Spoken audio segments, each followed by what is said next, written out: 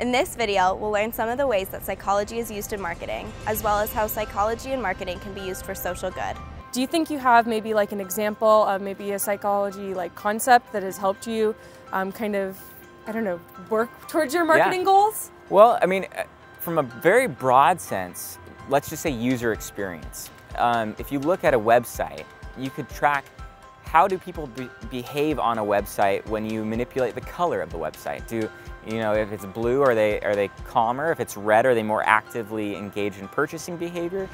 Is the location of the button in the right spot on the website? So you can look at it from that side. But a specific example would be like Cialdini, who's an emeritus faculty member here. He has the principle of reciprocity. So you look at the field of content marketing. It's a field where you give content away for free.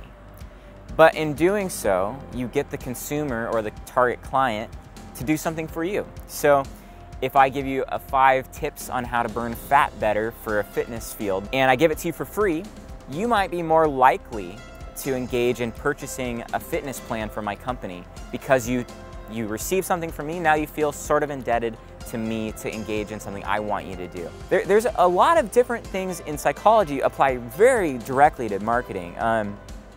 Like the task of nudging someone along a customer journey, where you start from general broad lack of awareness of a product to familiarizing them all the way to the point that they become a customer, or say in the instance of a university, an applicant.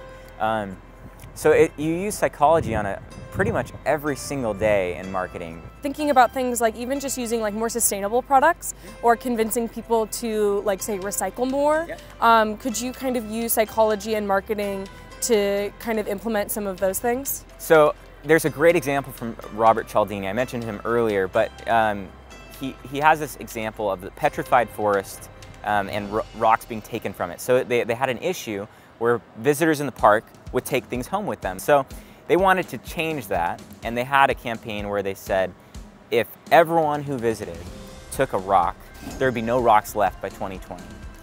But it in fact increased the amount of rocks that were taken, because people felt the need maybe that there would not be rocks for them in the future, so they engaged in that.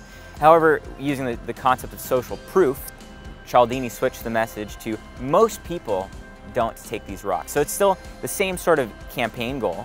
He doesn't want people taking the rocks, and it actually drove the rock taking to decrease. So if you look at, say, on a social media ad, on a backpack, if you see that there's 44 reviews on a backpack that are kind of marginal, but you know that backpack's good, you're less likely to buy that backpack than a backpack that's reviewed by 400 people that rate it higher. So if you look at social proof, has a very powerful predictor of behavior, and marketers use that quite a bit. So if people giving testimonials, giving reviews, if you see on Facebook ads, if people comment, they want those on there because it shows people are actively engaging in what they're trying to do.